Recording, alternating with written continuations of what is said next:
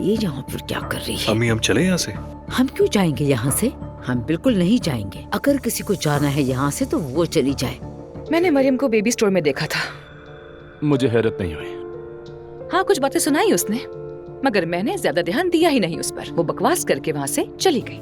आज कोई खास दिन भी नहीं, क्या चल रहा है आखिर? बाबा बस दिल किया तो खरीद लिया, इतनी भी क्या परेशानी है, पहने तो सही। अरे अभी थोड़ा बिजी हूँ, बाद में ट्राई करूंगा, तुम नहीं। जाओ अभी। मतलब अभी पहन के दिखाएं, मुझे देखना है। और सोचे ये सूट पहनकर जब आप घर जाएंगे तो जैनब आंटी कितना खुश होंगी। उफ। अच्छा ठीक है, तुम अभी जाओ, मैं पहन कर दिखा दूंगा तुम्हें।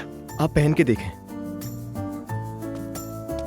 वो अब भी आपसे दीवानावार मोहब्बत करता है, बता रही हूँ मैं। नाइला, मेरे सामने बेतुकी बातें मत करो। हम तलाक ले चुके हैं और सब कुछ खत्म हो चुका है। नाइला की तो आदत है तलाक याफ्ता जोड़ों को दोबारा मिलवाने की। तुम्हें क्या मसला है? मैं तो इनसे सिर्फ सच बोल रही हूँ। तुम ये कहोगे कि तुम अपने एम्प्लॉयज के सामने शर्मिंदा हो गए? शर्म आ रही थी तुम्हें हमारी वजह से?